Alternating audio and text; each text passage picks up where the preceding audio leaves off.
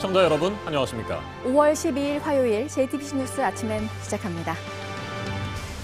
코로나19 집단 감염이 시작된 서울 이태원의 5개 클럽과 다른 새로운 이태원 클럽에서도 확진자가 나왔습니다. 메이드라는 이름의 클럽으로 킹과 퀸, 트렁크 등 기존 5개 클럽에서 걸어서 5분 거리의 위치에 따로 떨어져 있습니다. 20대 남성이 지난 2일 이곳을 방문한 뒤 무증상 상태에서 진단검사를 받았는데 어제 감염이 확인됐습니다. 지난 6일 첫 확진자가 나온 지 닷새 만인 어제까지 공식적으로 파악된 이태원 클럽발 확진자 수는 94명입니다.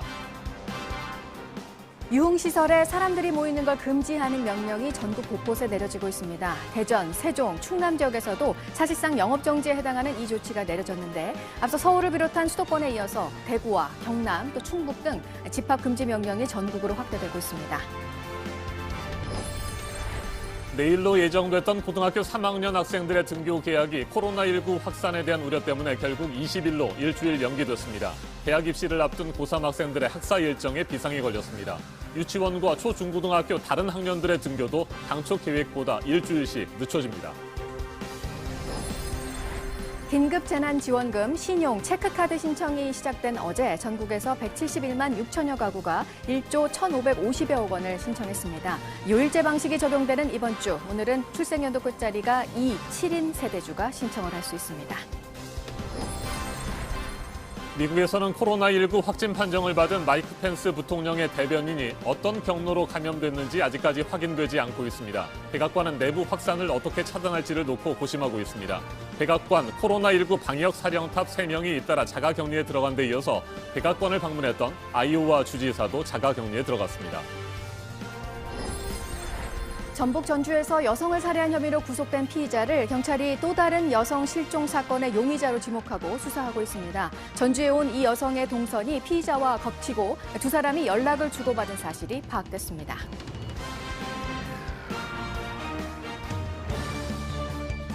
이태원 클럽에서 시작된 코로나19 집단 감염이 계속해서 확산되고 있는 가운데 기존에 알려진 5개 클럽과 다른 새로운 이태원 클럽에서도 확진자가 나왔습니다. 메이드라는 이름의 클럽인데 20대 남성이 지난 2일 이곳을 방문한 뒤 무증상 상태에서 진단검사를 받았고 어제 감염이 확인됐습니다. 이태원 전역에 바이러스가 퍼져 있었던 것 아니냐, 이런 우려가 커지고 있습니다. 네, 이렇게 되면 이태원발 집단 감염이 어떻게 시작되는지 규명하는 것도 더 어려워질 것으로 보이는데요. 관련 확진자 수는 이제 100명에 가까워졌습니다. 각 지자체들은 지난 연휴 이태원 클럽에 갔던 사람들이 빠짐없이 나와서 검사를 받도록 조치들을 내리고 있고 정부는 방문자들이 협조를 하지 않으면 강도 높은 대책을 내놓겠다는 입장입니다. 먼저 이서준 기자가 보도합니다. 서울 서대문구에 사는 20살 남성이 어제 코로나19 확진 판정을 받았습니다. 이 남성은 지난 2일 서울 이태원의 클럽 메이드를 다녀갔습니다. 앞서 확진자가 속출했던 클럽 5곳과는 다른 새로운 클럽입니다. 기존의 5곳은 한데 모여 있지만 클럽 메이드는 횡단보도 건너편에 따로 떨어져 있습니다. 이 때문에 이태원 전역에 코로나19 바이러스가 퍼져 있었던 게 아니냐는 우려가 나옵니다. 어제까지 이태원 클럽발 확진자 수는 2차 감염자까지 합쳐 94명에 이릅니다. 첫 확진자가 나온 6일 이후 닷새 만에 100명에 육박한 겁니다. 지난 1월 24일 이래 서울 확진자 수도 698명으로 700명에 육박했습니다. 문제는 클럽 방문자 5,500여 명 가운데 연락이 닿지 않는 사람이 3,000명이 넘는다는 겁니다. 서울시는 4월 24일부터 5월 6일까지 이태원 클럽을 방문했거나 주변에 있던 모든 사람에게 검사를 받도록 하고 있습니다. 이름 대신 전화번호만 밝히는 익명검사도 가능합니다. 검사를 받지 않으면 200만 원의 벌금을 부과할 방침입니다. 자발적으로 나서서 검사를 받기를 원합니다마는 또 동시에 강제적인 조치도 병행해서 취할 수밖에 없음을 알려드립니다. 서울시는 통신사와 카드사로부터 이태원 클럽 주변에서 휴대전화와 카드를 사용한 사람들의 명단을 받을 예정입니다. 감염병 예방법에 따라 사용자 동의 없이 제출받을 수 있습니다. JTBC 이서준입니다. 2차 감염 사례도 잇따라 확인되고 있습니다. 이태원 클럽을 방문했다가 확진 판정을 받은 20대 남성의 직장 동료 7명도 감염됐습니다. 이 업체 직원들에 대한 검사 결과가 아직까지 모두 나온 것이 아니어서 추가 확진자가 나올 가능성도 있습니다. 조보경 기자입니다. 그제 코로나19 확진 판정을 받은 20대 남성 A씨. 서울 중랑구 주민으로 2일 이태원 클럽을 방문했다 감염된 것으로 추정됩니다. 그런데 그제와 어제 지자체 발표를 확인해 보니 A씨와 같은 곳에서 일하는 직장 동료 7명이 추가로 확진 판정을 받았습니다. 이들이 일하는 곳은 서울 강남구의 한 건축 디자인 업체로 한 곳에서만 8명이 확진 판정을 받은 겁니다. 강남구는 이 업체를 폐쇄 조치하고 역학조사를 진행했습니다. 강남구 관계자는 업체 규모가 크지는 않다며 직원 모두 코로나 검사를 받았고 이르면 오늘 다른 직원들에 대한 검사 결과가 나올 것이라고 했습니다. 추가 확진자가 나올 가능성도 배제할 수 없는 상황입니다. 이런 가운데 확진자 중 한 명은 가족이 수원 장안구청 직원으로 확인됐습니다. 수원시는 어제 장안구청 민원과를 폐쇄하고 동료 공무원 등 20여 명을 자가격리 조치했습니다. 2차 감염이 현실화되면서 직장뿐 아니라 병원이나 군대, 콜센터 등 감염 위험 지역에 대한 방역 조치가 시급해 보입니다. 한편 광주 전남과 강원 등지의 원어민 강사 일부가 서울 이태원 클럽에 방문한 걸로 파악돼 당국이 조사와 함께 격리 조치에 들어갔습니다. JTBC 조보경입니다. 코로나19 집단 감염의 우려가 다시 커지면서 대전과 세종시, 충남 지역 유흥시설에도 어제부터 집합금지 명령이 내려졌습니다. 사실상의 영업 정지입니다. 대상 업소는 1,500여 곳, 기간은 2주 동안입니다. 이태원 클럽을 다녀온 사람들에게는 대인 접촉 금지 명령도 함께 내려졌습니다. 김민광 기자입니다. 대전과 세종, 충남 지역 유흥업소에 어제 오후 6시부터 집합금지 명령이 내려졌습니다. 기간은 오는 24일 자정까지입니다. 사람들이 모이는 것을 금지하기 때문에 사실상 영업 정지와 같은 효과를 냅니다. 대전 305곳, 세종 38곳, 충남 1,200여 곳이 대상입니다. 지자체와 경찰은 합동 점검을 통해 명령 이행 여부를 확인할 방침입니다. 명령을 위반할 경우 예방 및 관리에 관한 법률에 따라 고발 조치하고 300만 원 이하 벌금에 처하게 됩니다. 서울 이태원 클럽과 강남 수면방 등을 다녀온 사람들에 대해선 대인 접촉 금지 명령도 내렸습니다. 해당 업소를 방문했을 경우 코로나19 검사도 의무적으로 받아야 합니다. 지금까지 대전과 세종, 충남 지역에선 150여 명이 이태원 클럽 등을 다녀와 검사를 받았지만 모두 음성 판정을 받았습니다. JTBC 김민관입니다. 내일로 예정됐던 고등학교 3학년 학생들의 등교 개학이 코로나19 확산에 대한 우려 때문에 결국 20일로 일주일 연기됐습니다. 대학 입시를 앞둔 고3 학생들의 학사 일정에 비상이 걸렸습니다. 유치원과 초중고등학교 다른 학년들의 등교도 당초 계획보다 일주일씩 늦춰집니다. 강보들 기자입니다. 내일로 예정됐던 고등학교 3학년 학생들의 등교가 결국 무산됐습니다. 이태원 클럽발 감염 확산 상황이 만만치 않다는 판단에 따른 겁니다.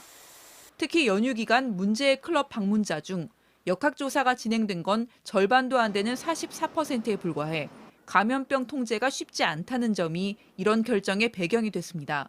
불특정 다수가 관련된 데다가 또한 접촉자 규모라든지 이런 것들이 더 늘어날 가능성이 있어서 최장 잠복기인 14일까지 지켜보는 것이 고3은 일주일 미뤄진 20일 등교합니다.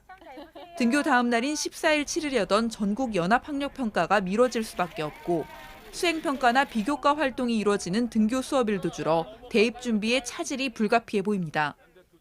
나머지 등교 일정도 일주일씩 미뤄졌습니다. 고등학교 1, 2학년과 중학교 1, 2학년, 초등학교 고학년은 6월에나 학교에 갑니다. 교육부는 이태원 유흥업소에 갔거나 확진자와 동선이 겹치는 교직원들에게 증상이 없어도 검사를 받으라고 했습니다. 학부모님보다 오히려 학생과의 접촉이 빈번할 수 있습니다. 업소 방문이나 확진자 접촉 사실을 숨기다 적발되면 법에 따라 엄중 대처하겠다고 했습니다. JTBC 강보들입니다. 긴급재난지원금 신청이 어제부터 시작됐습니다. 신용카드나 체크카드에 충전을 해서 쓰고 싶은 사람들이 우선 대상입니다. 어제 하루 동안 171만 가구가 1조 1,500억 원가량을 신청했습니다. 이재승 기자가 보도합니다. 긴급재난지원금을 받으면 어디에 쓸지 시민들에게 물어봤습니다. 애들 학원비, 두 번째는 마트, 그다음에는 애들 미용실. 우선 가정에 쓸 수 있는 거, 생활용품, 쌀이라든지 이런 거. 반찬 같은 거겠죠. 시민들이 말한 곳 중 학원과 미용실은 지원금을 쓸 수 있는 곳입니다. 음식 재료도 동네 슈퍼에선 살 수 있습니다. 주유소, 편의점, 병원, 약국 등에서도 사용할 수 있습니다. 대형마트에선 원칙적으로 쓸 수 없습니다. 긴급 재난지원금이 지역 경제와 골목 상권을 살리는 데 쓰이도록 하자는 취지입니다. 다만 대형마트 안에 미용실, 안경점 같은 임대 매장과 대형 프랜차이즈라도 본사가 있는 지역 매장에선 쓸 수 있습니다. 카드사 9곳은 어제부터 홈페이지와 애플리케이션을 통해 긴급 재난지원금 신청을 받았습니다. 접속자가 몰리면서 일부 카드사는 신청에 시간이 걸리기도 했지만 대부분 카드사에선 신청자들이 5분 안에 신청 절차를 마쳤습니다. 오부제로 신청을 받기 때문에 오늘은 태연안의 끝자리가 2와 7인 세대주만 신청할 수 있습니다. 행정안전부는 어젯밤 9시까지 171만 가구가 1조 1,500억여 원을 신청했다고 밝혔습니다. 신청한 지 이틀 안에 포인트가 충전됐다는 문자 메시지가 오면 그때부터 8월 말까지 쓸 수 있습니다. JTBC 이재승입니다. 미국에서는 코로나19 확진 판정을 받은 마이크 펜스 부통령의 대변인이 어떤 경로로 감염됐는지 아직까지 확인되지 않고 있습니다. 백악관은 내부 확산을 어떻게 차단할지를 놓고 고심하고 있습니다. 백악관 코로나19 방역 사령탑 3명이 잇따라 자가격리에 들어간 데 이어서 백악관을 방문했던 아이오와 주지사도 자가격리에 들어갔습니다. 워싱턴을 연결합니다. 임종주 특파원, 백악관이 펜스 부통령의 대변인이 어떻게 감염됐는지 그 경로를 파악하는 데 어려움을 겪고 있는 것 같습니다.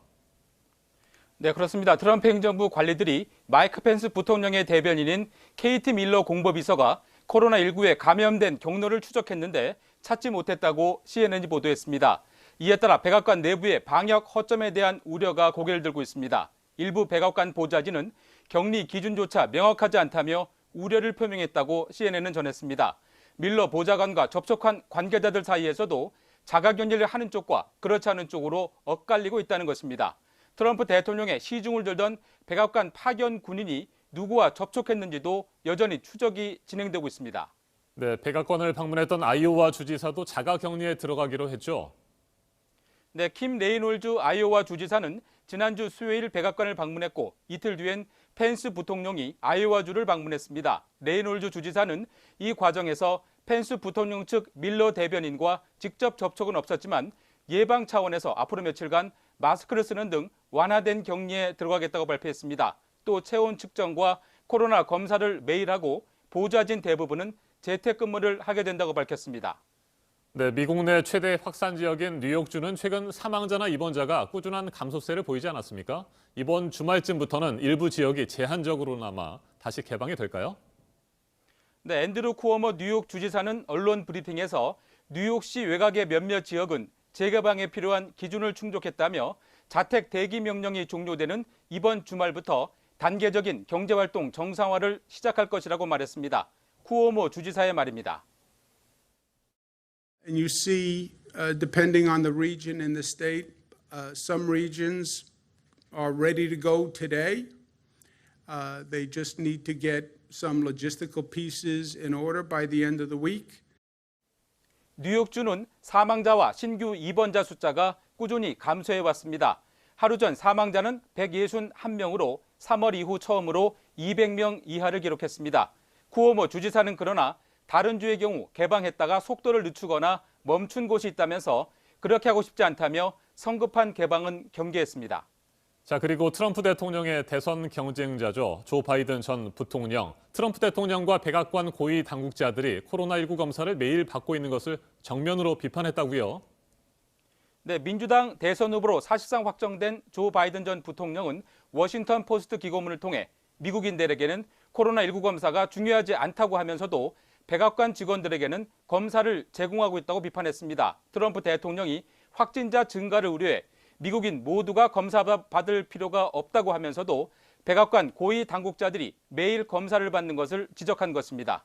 이런 가운데 피터 나바로 백악관 국장은 코로나19와 관련한 중국 책임론과 관련해서 처벌의 문제가 아니라 중국 공산당에 책임을 물을 문제라며 보복 조치를 예고했습니다. 끝으로 뉴욕 증시도 좀 살펴보죠. 주요 지수 혼조세로 마감을 했군요. 네, 다우존스 산업지수는 0.45% 하락한 반면 기술주 중심의 나스닥 지수는 0.78% 올랐습니다. S&P 500은 보합세로 마감했습니다. 지금까지 워싱턴에서 JTBC 임종주입니다. 우리나라와 미국을 포함한 7개 나라 외교장관들이 화상회의로 코로나 사태 대응 방안을 얘기했는데요. 미국은 중국을 겨냥하는 모습이었습니다.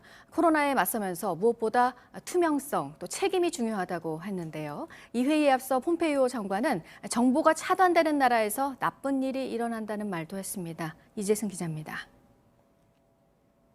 한국과 미국, 일본, 호주, 브라질, 인도, 이스라엘 등 7개국 외교장관들이 화상회의를 통해 코로나19 사태를 논의했습니다.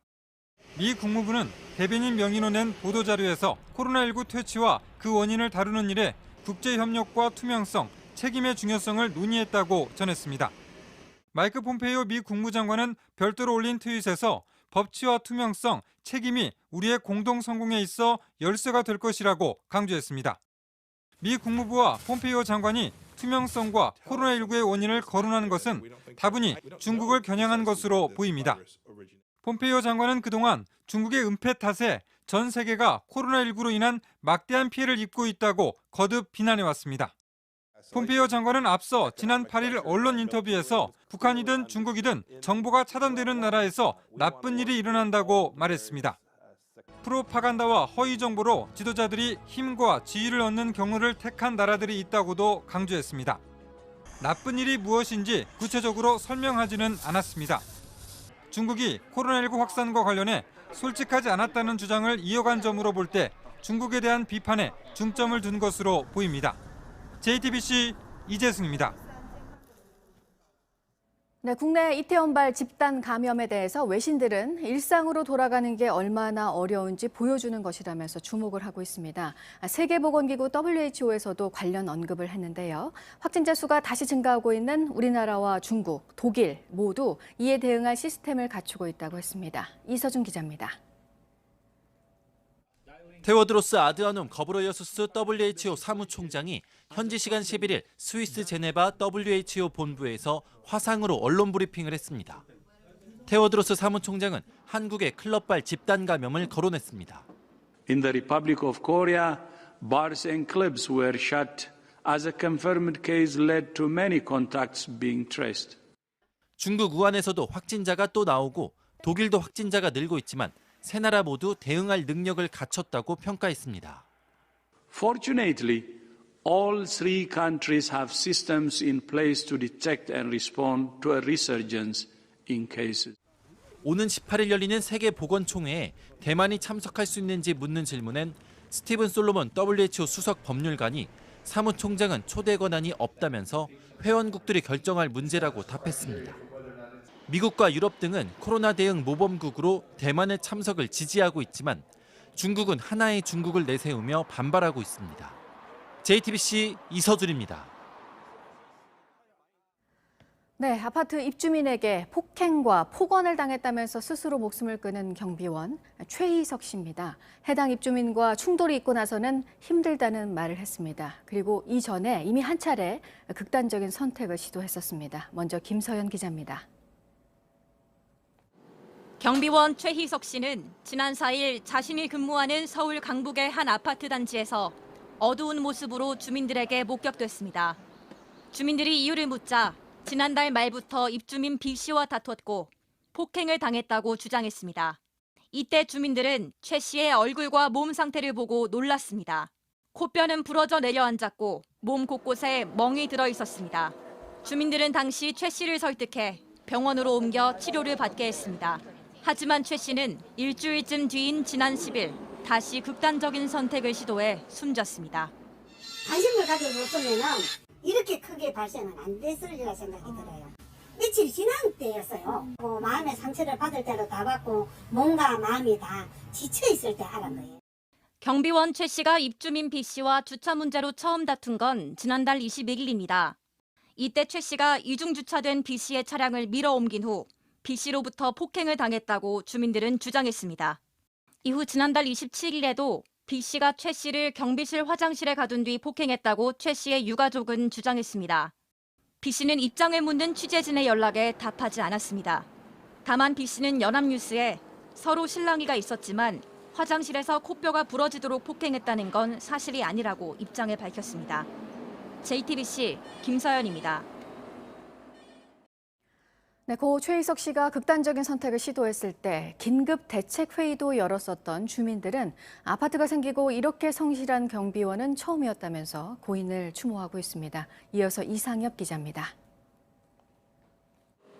경비실 안쪽 구석엔 한 평 남짓한 화장실이 있습니다. 경비원 옷과 모자가 걸려 있고 물과 음식을 데워 먹을 수 있는 가전제품도 있습니다. 1년 가까이 근무한 최희석 씨의 일터입니다. 최 씨에 대한 안타까운 소식이 전해지자 경비실 앞에 꽃들이 놓였습니다. 끝까지 지켜드리지 못해 죄송하다는 글도 붙었습니다. 주민들은 최 씨를 고마운 분으로 떠올렸습니다. 너무 성실한 분이라 생긴 일에 처음으로 이런 분이 들어오신 거예요. 그래서 다들 그냥 막 안타까우니까. 저희 아이들도 집에서 아저씨 뉴스 보면서 울고 있더라고요. 애들 밤에 아저씨 가시는데 인사하고 싶다고 버스 타고 와서 아저씨 조문하고 갔어요. 최 씨가 고초를 참아낸 이유, 주민들 기억엔 하나였다고 합니다. 저 딸이랑 먹고 살아야 되니까 계속 일하게 해주세요 막 이러면서 엄청 떨면서 얘기를 했다는 거죠. 지난 4일 최 씨가 처음 극단적인 선택을 했을 때 주민들은 대책회의를 소집했습니다. 최 씨의 입장을 알리고 돕기 위해서였습니다. 청와대 국민청원엔 경비 아저씨의 억울함을 풀어달라는 글도 올라왔습니다. 이 글에 2만 명 넘는 시민이 동참했습니다. 아파트 주민들은 최 씨가 근무하던 경비실 앞에서 촛불 추모 행사를 열었습니다. JTBC 이상엽입니다. 네, 이태원에서 시작된 집단 감염이 해당 지역 내에서 더 퍼지지 않도록 각 지자체들은 각종 조치들을 내리고 있습니다. 앞서 전해드린 유흥시설 집합 금지 명령도 그렇고요. 의무적으로 검사를 받고 다른 사람과 접촉을 금지하는 행정명령도 내려진 곳들이 있는데요. 이에 따라 이태원에 다녀왔다고 신고하는 사람들도 늘고 있습니다. 보도국 연결해서 알아보도록 하겠습니다. 안태훈 기자, 대구 경북 쪽 상황은 어떻습니까? 네, 우선 경상북도 상황 짚어보겠습니다. 경상북도의 경우에 지난달 24일부터 이달 6일까지 서울 이태원을 방문했다고 신고한 사람은 어젯밤 10시 기준으로 107명입니다. 이 가운데 이태원 소재 클럽을 방문했거나 확진자와 밀접 접촉한 사람은 22명인데요. 검사 결과 모두 음성 판정이 나왔습니다. 나머지 인원에 대해서도 검사가 진행 중입니다. 같은 기간 대구에서는 57명이 이태원 일대 클럽과 주점 등을 방문한 것으로 조사됐습니다. 지금까지 21명이 음성 판정을 받았습니다. 네, 그리고 이탈리아에서는 마스크와 관련해서 논란이 일고 있는 게 있네요. 네, 그렇습니다. 이탈리아 파시즘 창시자죠. 베니토 무솔리니의 이미지가 새겨진 마스크를 현지 업체가 판매하기 시작하면서 이탈리아 정치권에서 논란이 일고 있습니다. 이탈리아 중도좌파 성향의 민주당은 불명예스러운 행위라고 비난하면서 즉각적인 생산 중단을 촉구했습니다. 반면 극우파 인사들은 무솔리니 마스크가 표현의 자유에 해당한다며 이를 두둔하고 있습니다. 과거 이탈리아를 철권 통치한 독재자 무솔리니는 독일의 히틀러와 동맹을 맺고 이탈리아를 2차 세계대전으로 휘말려 들게 한 인물입니다.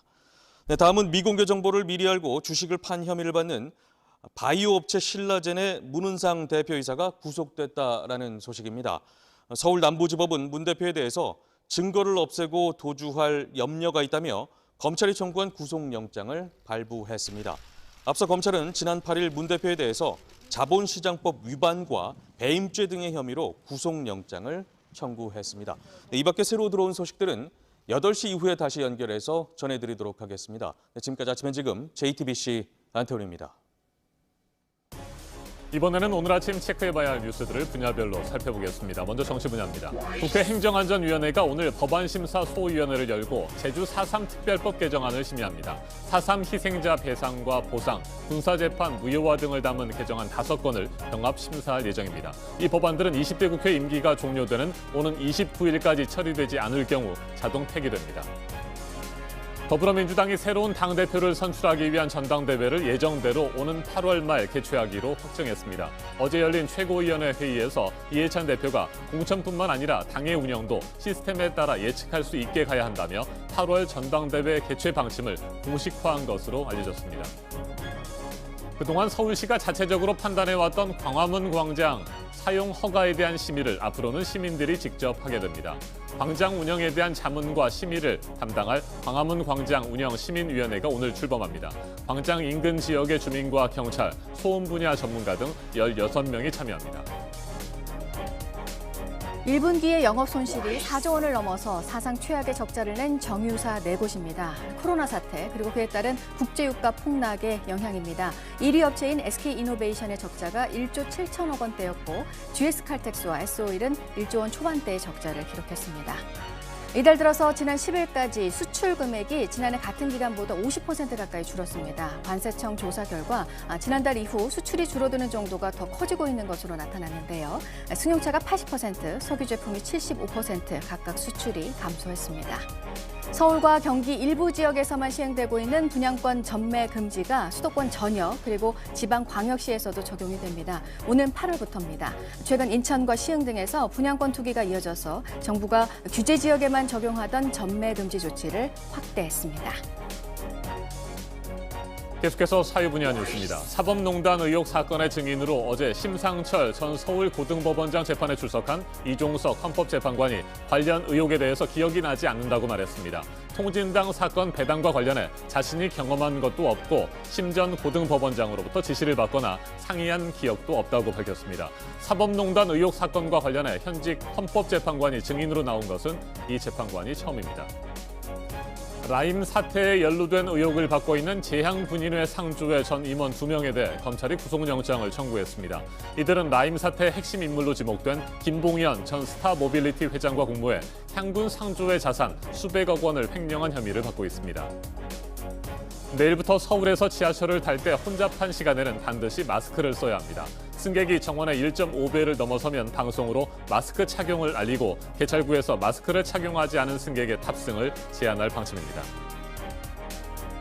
코로나 극복 국민관광 상품권이 오늘부터 중앙부처와 지자체, 공공기관 등에 판매가 됩니다. 문화체육관광부가 관광업계를 돕기 위해서 170억 원 규모로 발행을 했습니다. 코로나 여파로 에버랜드의 이달 장미축제도 취소가 됐습니다. 올해는 축제를 열지 않고 장미 정원만 열기로 했습니다. 경남 김해시가 유화리 유적 발굴 조사 현장을 내일 일반에 공개를 합니다. 가야인들의 생활 유적지로 당시 있었던 제사와 관련된 것으로 추정되는 건물지 등이 이번 조사로 확인이 됐습니다. 네, 경기도 이천 물류창고 화재 현장 합동 감식이 오늘 4번째로 진행이 됩니다. 앞서 3번의 감식에서 정확한 발화 지점과 화재 원인을 파악하지 못했고 오늘 다시 한번 이를 확인한다는 계획입니다. 집단 성폭행 등의 혐의를 받고 있는 가수 정준영, 최종훈의 항소심 판결이 오늘 나옵니다. 피해자와의 합의가 이뤄진 게 영향을 줄지 주목됩니다. 텔레그램 N번방을 처음 만들었다는 대화명 갓가세에 대해서 오늘 구속영장 심사가 있습니다. 영장이 발부되면 경찰은 범죄 내용을 구체적으로 공개하고 신상 공개를 할지 여부도 결정한다는 방침입니다. 분야별 뉴스들 체크해드렸습니다. 오늘의 날씨도 체크해드립니다. 전국이 대체로 맑겠고 낮 기온은 어제보다 3도에서 6도가량 낮겠습니다. 오후에는 황사가 나타나면서 미세먼지 농도도 나쁨 수준이 예상됩니다. 경기 북부와 강원 영서 지역에는 오후에 산발적으로 빗방울이 떨어지는 곳이 있겠습니다. 현재 기온은 서울 11도, 대전 14도로 중부지방은 어제와 비슷하거나 어제보다 조금 낮겠습니다. 남부지방은 광주 13도, 부산 17도로 어제보다 2도에서 6도가량 높겠습니다. 낮 최고 기온은 서울 19도, 대전 21도, 광주 22도, 대구 27도로 어제보다 3도에서 6도가량 낮겠습니다.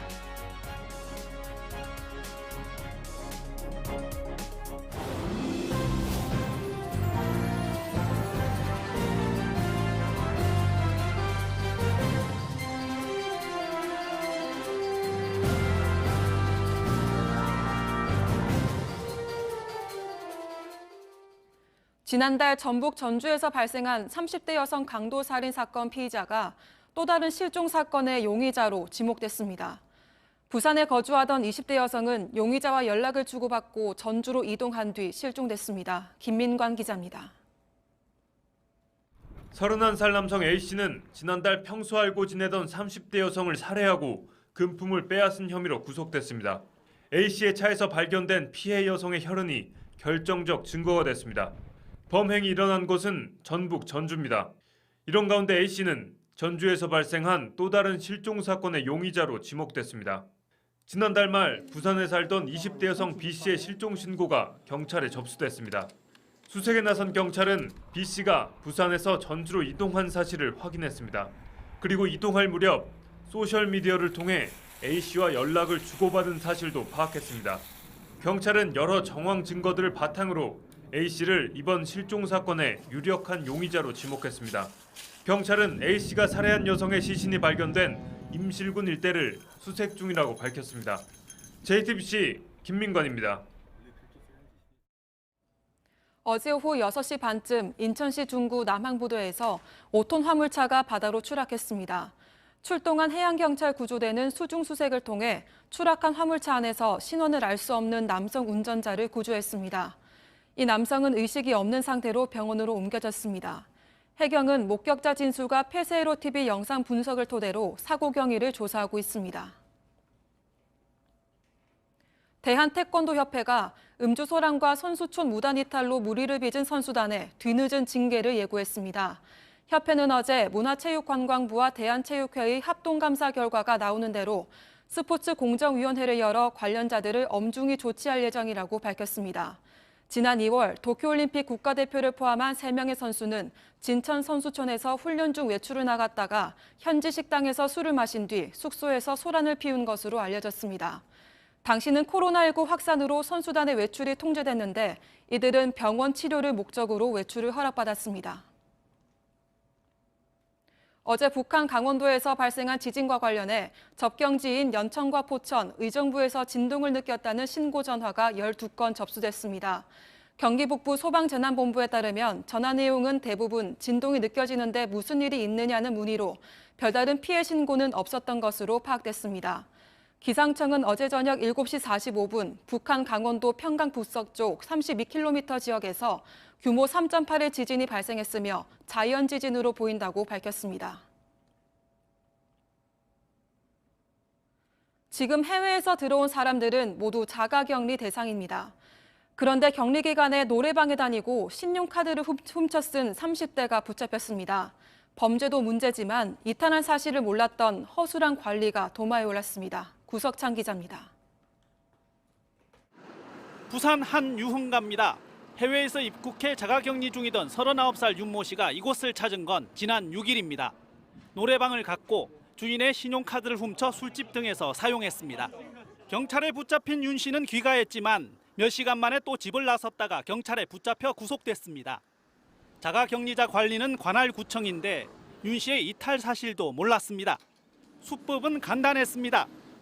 윤 씨는 본인의 휴대전화 2대를 이용해 방역당국의 감시를 피했습니다. 위치 추적을 따돌리려고 자가격리 앱이 깔린 이 휴대전화는 집에 놔두고 다른 전화를 사용한 겁니다. 자가격리 앱이 깔린 휴대전화는 움직이지 않으면 2시간마다 경고음이 울립니다. 윤 씨같이 휴대폰을 방치하고 따로 움직이는 걸 막는 장치입니다. 하지만 이 기능도 무용지물이었습니다. 밤 9시부터 아침 8시까지 수면식이라 생각하고 경고음이 안 울리도록 돼 있거든요. 그 앱 자체가 그렇습니다. 당국의 확인 전화만 받고 위치 추적 장치를 끈 채 외출하는 일도 이어지고 있습니다. 법무부도 특단의 조치를 내놨습니다. 50만 원이던 자가격리 장소 무단 이탈 외국인 범칙금을 6배인 300만 원으로 올리는 법안을 입법 예고했습니다.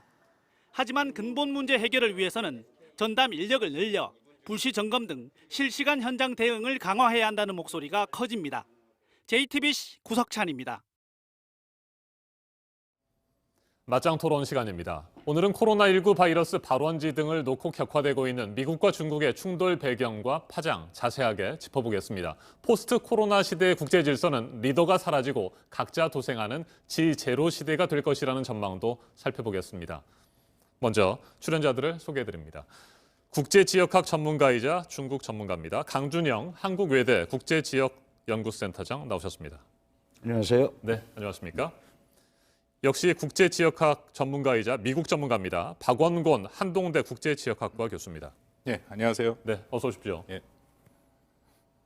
미국 트럼프 행정부의 중국 때리기가 계속되고 있습니다. 폼페이오 국무장관은 북한과 중국을 겨냥해 정보가 차단된 국가에서 나쁜 일이 일어난다고 비판했습니다. 시진핑 중국 주석이 세계보건기구 WHO 사무총장에게 코로나19 팬데믹 선언을 연기해달라고 요청했다는 의혹까지 제기되면서 중국 책임론도 커지고 있습니다. 중국은 허위 정보라며 반박하고 있습니다. 이 같은 트럼프 대통령과 시진핑 주석의 행보 배경에는 국내 정치용 노림수가 있다는 분석도 나옵니다. 토론 시작하겠습니다. 미국과 중국의 갈등 계속되고 있습니다. 트럼프 행정부가 중국 때리기를 계속하고 있는데 이 이유는 뭐라고 보세요? 일단 박 교수님. 크게 두 가지 네. 측면으로 봐야겠죠. 미국과 중국 사이의 패권 경쟁 이미 시작됐다라고 보면 될 것 같고요. 더불어서 트럼프 대통령의 정치적인 목적도 있습니다. 지금 잘 알려진 것처럼 트럼프 대통령이 코로나 초기 대응이 상당히 제대로 되지 못했다라고 지금 알려져 있고 네. 그 이후에도 최근까지 이른바 소독제 발언까지 나오면서 여러 가지로 지금 공경에 처해 있는 것은 사실이거든요. 특히 조 바이든 사실상 민주당 후보죠. 와의 선거 격차가 지금 여론조사라면 격차가 상당히 벌어지고 있습니다. 네. 그러니까 이런 상황에서 트럼프 대통령은 이것을 돌파하기 위한 수단이 필요하고 1차적으로는 WHO가 친중국적이다라고 문제 제기를 계속했었죠. 그러다가 이제는 중국으로 겨냥을 해서 명백하게 중국의 문제를 제기를 하고 있습니다. 네. 두 가지를 제기하고 있는데 하나는 중국이 초기에 대응을 상당히 은폐를 했다. 그것 때문에 결국 코로나가 전 세계에 퍼졌다라고 하는 거고요. 또 하나는 조금 물러나긴 했습니다만 우한에 있는 바이러스 연구소에서 조작을 해서 바이러스를 만들었고 네. 그것을 유포했다. 이제 두 가지로 중국을 겨냥을 하고 비판을 하고 있죠. 네, 패권 경쟁의 차원이다. 또 하나는 정치적 목적에 의한 갈등이다. 이렇게 보셨습니다. 강 교수님은 어떻게 보세요? 네, 네. 기본적인 큰 틀에서는 지금 지적하신 대로 그 두 가지가 가장 핵심적이겠죠. 역시 이제 국내적 문제가 뭔가 이 대선 전국에서 자신에게 유리하게 좀 방향을 돌려보려는 그런 목적이 분명히 있는데 이제 문제는 중국의 대응입니다. 중국은 공격적으로는 하지 않습니다. 왜냐하면 미국의 반응을 보고 움직이는데 이렇게 이 코로나 사태의 모든 것을 중국 때문이다라고 이렇게 얘기하는 데 대해서 아주 강력하게 반발을 하고 있죠. 네. 증거를 내놔라. 그리고 사실은 시진핑 중국 국가주석은 공산당이 통치하는 국가니까 초기 대응이 잘못됐다라는 걸 중국 사람들 다 압니다. 네. 다 아는데 이게 중국 내부에서 그런 목소리가 나왔거든요. 은폐하고 시민 기자가 실종되고 막 이런 게 있었음에도 내부적으로 뭔가를 반발하고 이런 분위기가 있었는데 미국에 갑자기 유럽에 창궐을 하니까 시 주석이 잘한 거 아니냐 이렇게 방향이 돌아가는 형태가 된 거죠. 그러니까 지금 트럼프 대통령의 미국 때리기가 여러 가지 중국 때리기가 의도를 가지고 있지만 중국은 그거를 중국에 대한 공격으로 자신의 곤경을 피하기 위한 공격으로 받아들이고 오히려 미국이 우리에게 모든 걸 덮어 씌운다라는 프레임으로 지금 끌고 가고 있거든요. 그러니까 이게 감정적인 문제로 많이 가고 있는 것 같습니다. 중국 내부에서 이용은. 그러나 중국도 걱정을 많이 하죠. 실제로 미국이 계속 강력하게 압박을 하면 지금 1분기 경제 성장률이 마이너스 6.8입니다. 중국이 그나마 국민들을 설득하고 버틸 수 있는 건 과거보다 잘 살고 세계 경제를 리드하고 있고 이런 게 있었는데 이렇게 경제가 나빠지면 굉장히 어려운 점이 많거든요. 그러니까 거꾸로 얘기하면 시진핑 중국의 국가주석 그다음에 공산당도 이 기회를 오히려 경제 실정을 감추기 위해서 미국의 압박 때문에 우리가 어렵다고 이렇게 풀어갈 가능성이 있는 겁니다. 그러다 보니까 이 미중 간의 갈등이 상당히 더 복잡한 국면으로 갈 수 있다. 이렇게 볼 수 있을 것 같습니다. 네.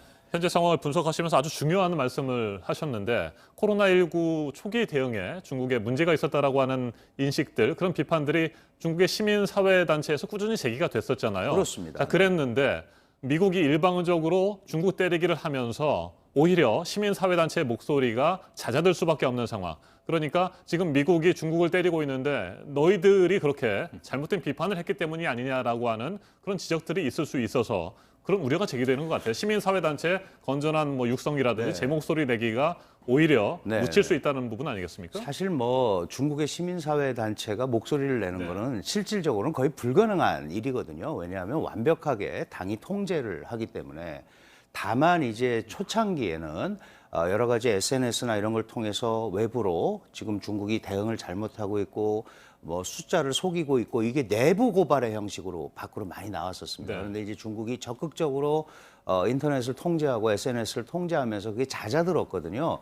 그러니까 지하에서 이건 잘못된 거다 아주 유언비어가 많이 퍼지고 그랬어요. 그게 사실은 이번 코로나 사태에서 시진핑과 중국 공산당의 위기였었죠.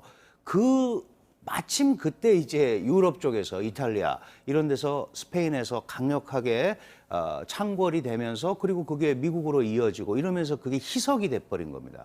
지금 굉장히 중요한 지적을 하셨는데 그럼 과연 미국이나 서방이 그런 가치관을 가지고 중국을 압박했을 때 이 중국 사람들이 야, 우리가 지금 잘못하고 있는 거 아니냐, 내지는 이 시민사회가 목소리를 내야겠다라고 하면 좋은데, 이거를 공산당이 이용을 하는 거죠.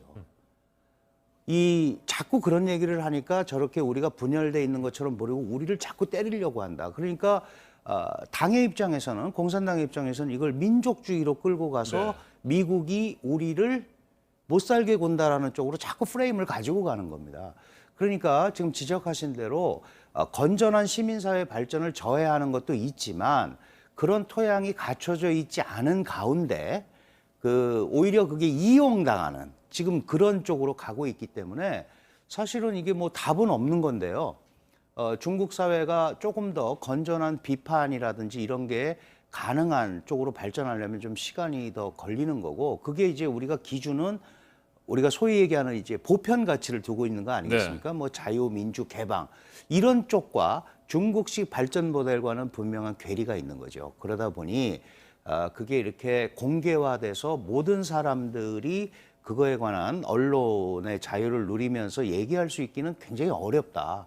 근데 압박 정책이 더우니까 공산당에 의해서 이용당한다. 이런 것들이 서로 상승작용을 하면서 지금 중국의 시민사회는 뭐 이런 방구 얘기를 할 수 없는 그런 상황입니다. 네. 자, 폼페이오 국무장관, 중국이든 북한이든 정보가 차단된 국가에서 나쁜 일이 일어난다. 이런 비판을 했고요. 백악관의 무역국장은 방송 인터뷰에서 중국의 손해배상을 주장하기도 했습니다. 뭐 이런 일련의 상황들이 어떤 계획이라든지 이런 의도된 바에 따라서 진행이 되고 있다고 보십니까? 전면적으로 트럼프 행정부는 중국을 때리겠다라는 그런 의지는 이미 코로나19 전부터 밝혀졌고요. 오히려 이 코로나19를 통해서 가속화되고 있다라고 판단이 됩니다. 방금 말씀하신 폼페이오 장관의 발언은 매우 의미가 있죠. 단순히 아까 말씀드린 코로나19를 대응하는 데 중국의 문제가 있었다가 아니라 중국 체제 자체의 문제 제기를 한 거 아닙니까? 이것은 중국의 체제와는 미국과 같이 못 간다. 중국 공산당 1인 1당 체제로는 우리가 도저히 수용이 안 된다라는 얘기고 그거는 역으로 중국의 입장에서도 자기네들의 체제를 포기하라느냐 그러면 서로 간에 타협점이 없는 상황으로 가는 것이고요. 더불어서 지금 말씀하신 것 외에도 트럼프 대통령도 이 보복 관세, 그러니까 코로나19의 책임을 묻는 1조 달러, 우리나라 돈으로 1,200조 원의 그런 관세에 대해서도 얘기를 했고요. 이미 미국 내에서는 공화당을 중심으로 해서 이런 징벌적 관세를 중국한테 매겨야 된다. 물론 이게 주권 면제 원칙이 있기 때문에 과연 중국 정부를 미국의 법정에 세울 수 있을 것인가는 별개의 문제임에도 불구하고 그런 움직임들은 보이고 있고요.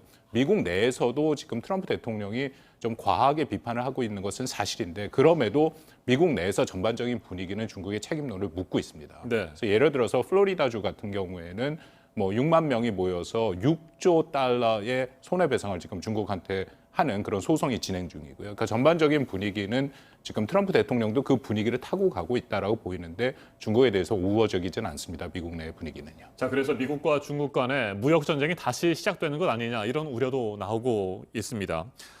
1단계 무역 합의가 어렵사리 체결이 됐잖아요. 그래서 2단계 무역 협의도 진행이 돼야 되는 상황인데 자, 이 같은 상황이라고 한다면 정말로 무역 갈등은 심화될 수밖에 없는 것으로 보이는데 중국도 뭐 가만히 있지는 않을 것 같은데 어떻게 보세요? 뭐 아주 대표적인 케이스가 지금 플로리다 그 손해배상 얘기를 하셨는데 중국도 맞고소를 준비하고 있습니다.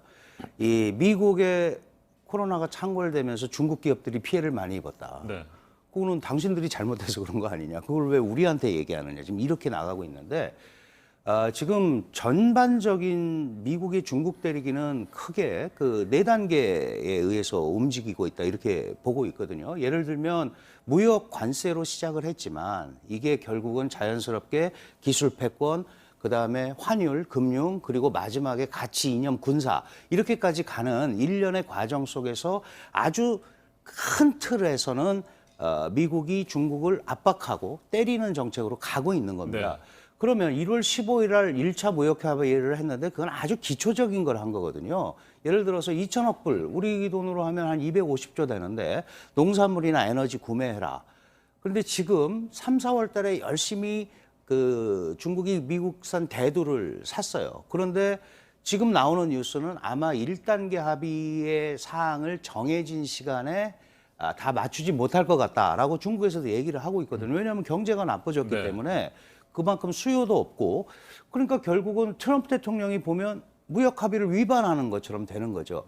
이게 지켜져야 그다음에 요번에 얘기하지 못했던 서비스라든지 기술 이전이라든지 뭐 이런 문제들을 얘기를 할 수가 있는데 2단계에 들어가기는 매우 어렵다. 그렇다면 중국도 이 부분에서 미국과 지속적으로 각을 세울 수밖에 없다. 왜냐하면 물러나는 거를 보여주면은 안 되거든요. 지금 중국에서도 굉장히 어려운 상황이기 때문에 트럼프 대통령의 대중 압박은 미국 국내용인데 그 국내용에 중국이 놀아나면 안 된다라는 프레임을 만드는 겁니다.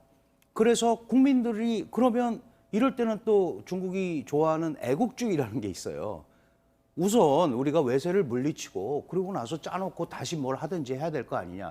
이런 분위기로 가기 때문에 중국도 대응을 할 거다. 지금 이 미중 간의 이 무역 갈등, 전쟁이 벌써 3년째 접어들고 있는데 누가 이기고 지고가 있을 수가 없습니다. 결정적으로 어느 한쪽이 무릎을 꿇는 일이 벌어져야 되는데 이 글로벌 서플라이 체인이라는 게 공급망이라는 게 그렇게 돼 있지가 않거든요. 그러니까 중국도 그걸 알고 있는 거죠. 그러니까 일단 버티면서 일정 부분 대응을 하는 그런 차원에서는 지금 로키로 가는 겁니다. 로키로. 자, 그런데 지금까지의 상황을 보면 말이죠. 미국 트럼프 행정부가 무리하게 일방적으로 중국 때리기를 한다고 하는 비판도 있긴 하지만 전체적으로 보면 말이죠. 국제사회에서 중국의 책임론이 갈수록 커지고 있습니다. 특히 최근에 독일 주간지 슈피겔지가 보도를 하지 않았습니까? 시진핑 주석이 지난 1월 WHO 사무총장에게 전화를 해서 팬데믹 선언을 연기해달라, 미뤄달라 이렇게 요청을 했다는 거고 실제로 이 팬데믹 선언도 3월 넘어가서야 선언되지 않았습니까? 자, 그와 관련해서 중국이 비판을 받고 있는데 이 부분에 대해서는 강 교수님 어떻게 생각하세요? 실제로 시진핑 주석이 그렇게 요청을 했다고 보세요? 전화를 했는지는 모르겠습니다만은 사실은 1월 23일에 중국이 우한을 봉쇄합니다. 그때 뭐 봉쇄를 했다는 건 이미 상당히 창궐을 하고 있었다는 거죠. 그때도 WHO가 회의를 여는데 아직 팬데믹 상황은 아니다 그러고 갔단 말이에요. 여러 차례 머뭇거렸죠. 머뭇거리다가 결국은 3월에 가서 지금 말씀하신 대로 했으니까 그럼 그 중간은 뭐냐. 여기에는 트럼프 대통령도 그렇고 많은 전문가들이 지적하는 대로 WHO에 중국에 자금 지원이 있다. 뭐 한 10조 정도 되는 자금을 지원한 계획이 있고 WHO가 그 돈을 가지고 운영을 해야 되기 때문에 시진핑 내지는 중국으로부터 자유로울 수 없다라는 얘기가 이미 있었습니다. 그런데 이제 그게 이 독일 언론에 의해서 그런 것 같다라고 얘기하고 전화 통화도 했다고 하니까 중국에서는 증거를 내놔라. 그리고 WHO 사무총장도 통화한 적 없다고 그랬지만 기본적으로 이 전체적인 흐름을 보면 분명히 중국의 영향 내지는 입김이 상당히 작용했다고 보는 게 맞다. 다만 WHO 차원에서는 이게 그렇게 확산되거나 그러지 않기를 바랬겠죠.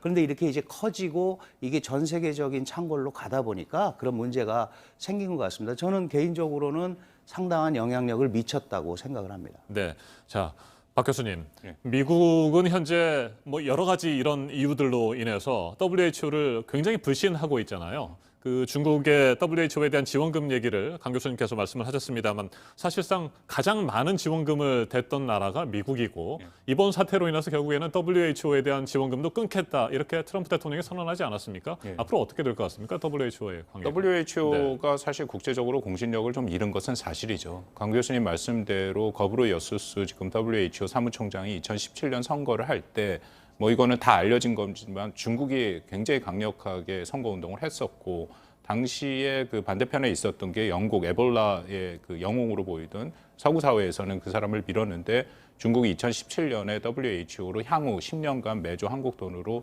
1조 원씩 기부를 하겠다 해서 결국 했거든요. 네. 그 이후에 지금 문제가 계속 불거지고 있는 것은 사실이고요. 그리고 지금 슈피켈제도 저도 어느 정도는 근거가 있다라고 생각을 하고 왜냐하면 이 관계가 지금 말씀하신 것처럼 중국과 WHO가 굉장히 가깝고요.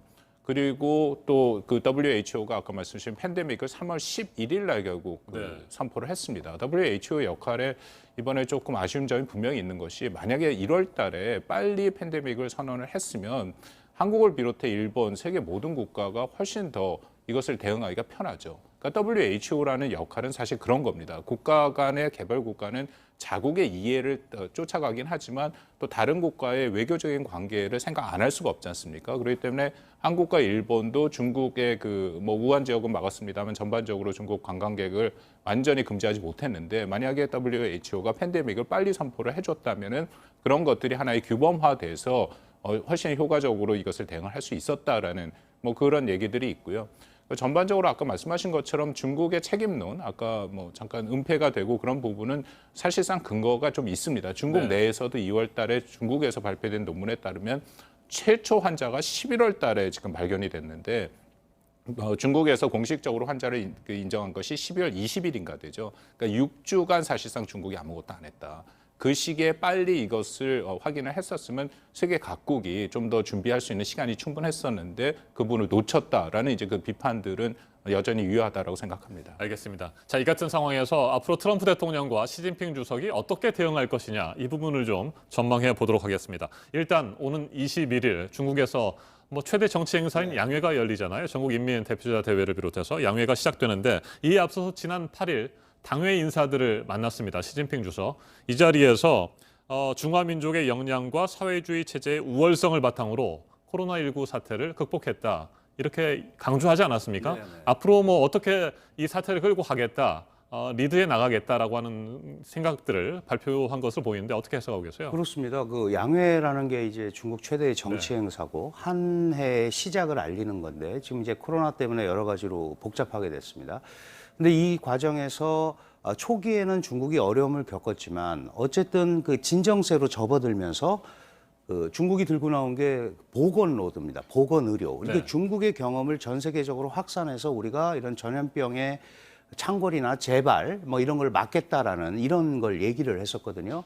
그런데 지금 사실 중국도 굉장히 또 어려워졌어요. 지금 그 길림성 같은 데서 또 다시 집단 확진자들이 나오기 시작을 했고 해외 유입이 계속되고 있고 이런 이제 상황에서 어려운데 그러면 그동안 이 진정을 했고 굉장히 어려운 가운데서 미국이나 서방 사회에 비해서 굉장히 잘 통제했다라는 그 근거를 어디서 찾냐면 그게 바로 사회주의의 우월성이라는 거죠.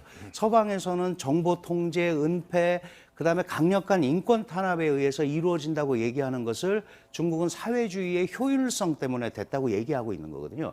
이런 부분에 대해서 서방 세계가 가치 부여를 하기가 매우 어렵습니다. 그러니까 이제 그런 부분은 국내적으로는 안정을 시키고 사회주의의 우월성을 가지고 통제를 한다는 걸 대외적으로 얘기를 할 수는 있지만 그런 것들이 전 세계적으로 그런 방식이 좋다라고 호응을 받기는 매우 어려운 이런 이제 이중 구조를 가지고 있는데 어쨌든 양회를 연다는 것 자체는 중국이 코로나 통제에 성공했고 이제 정상적인 국가 통치 활동을 시작하겠다라는 메시지를 주는 거니까 말씀하신 대로 앞으로 중국이 주도해서 가겠다라는 그 대외적 메시지를 사회주의가 전혀 이 효율성이나 이런 데서 이 우리가 소위 얘기하는 보편 가치에 밀리지 않는다 이런 것들을 계속 강조한 그런 상황일 것 같습니다. 네, 트럼프 대통령은 11월 대선을 앞두고 있습니다. 뭐 그때까지는 중국 때리기를 계속할 가능성이 높다고 봐야 되겠죠?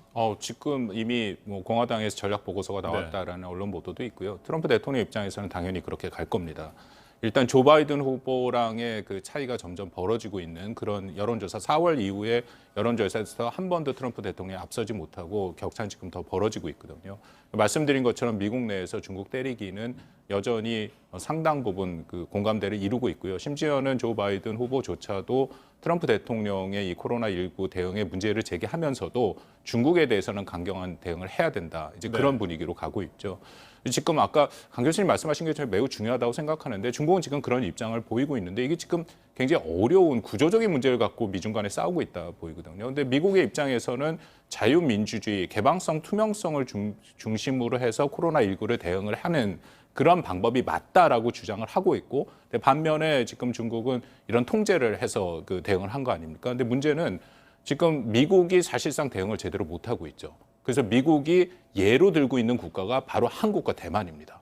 그러니까 자유민주주의 국가의 개방성, 투명성을 갖고 했는데 코로나19를 잘 대응을 했다. 그렇기 때문에 이것은 중국 같은 대응은 잘못된다. 이게 매우 중요하다고 말씀드리는 게 앞으로 코로나19 지금부터 시작이 됐습니다만 이후에 세계 질서를 써갈 때 과연 중국 주도의 규범 질서로 갈 것이냐 아니면 미국 주도의 여전히 해왔던 자유민주주의의 이 지도로 갈 거냐. 지금 그 경쟁이 이미 시작됐다. 그렇게 판단이 됩니다. 네, 자 굉장히 중요한 말씀을 하셨습니다. 저희가 오늘 코로나 사태 이후에 국제 질서에 대해서도 좀 살펴보려고 했었는데 시간이 그렇게 많지는 않습니다. 저희가 20초씩 좀 시간을 좀 드려볼게요. 지금까지는 G2라고 해서 미국과 중국의 패권 경쟁이 심화된 현재 국제 질서를 유지해 왔는데 앞으로 이렇게 각자 도생하는 상황이라고 한다면 사실상 G2가 사라지고 G0가 될 것이다. 그러니까 패권 국가라든지 뭐 국제 지도자로서의 어떤 리더가 사라질 수도 있다. 이런 예상도 나오는데 이 부분에 대해서 어떻게 생각하세요? 짧게 한 20초 정도 말씀을 좀 들어보겠습니다. 뭐 기본적으로 지금 상황이 그렇게 가고 있죠. 어느 누구도 신뢰를 못 주고 있습니다. 트럼프 역시 자국 중심적인 상황으로 가고 시진핑은 자국 시스템의 유지에 초점을 맞추고 있기 때문에 이 상황에서 이제 뭐 줄 서자 또 이런 얘기들 선택을 강요한다 이런 얘기가 나올 상황인데 오히려 그런 것보다는 한 발 물러나서 우리가 하는 것들을 보여주고 우리가 하는 것들의 규범화를 만드는 이런 작업들이 되면 자연스럽게 뭐 G0, G2 뭐 이런 개념이 아니고 한국이 외교적으로 공간을 확보하는 그런 노력들을 하는 게 더 중요하다 이렇게 생각을 합니다. 네. 박 교수님 어떻게 생각하세요? 미국의 세계적인 위상이 떨어진 것은 분명합니다. 근데 그렇다고 중국이 그 자리를 채울 것 같지도 않습니다. 그렇기 때문에 이안 브레머라는 사람이 G0 시대를 2011년 얘기했는데 그 가능성은 여전히 열려 있죠. 그렇지만 한국 입장에서는 저는 여전히 가치와 규범을 공유하고 있는 미국과 잘 협의해서 이 세계 질서를 유지해 가는 것이 저는 중요하다고 생각합니다. 알겠습니다. 미국과 중국의 갈등 상황 그리고 포스트 코로나의 국제 질서까지 저희가 자세하게 짚어봤습니다. 맞짱 토론 여기서 마무리하도록 하겠습니다. 강준영 한국외대 국제지역연구센터장, 박원곤 한동대 국제지역학과 교수와 함께했습니다. 두 분 토론 잘 들었습니다. 감사합니다. 네, 감사합니다. 감사합니다.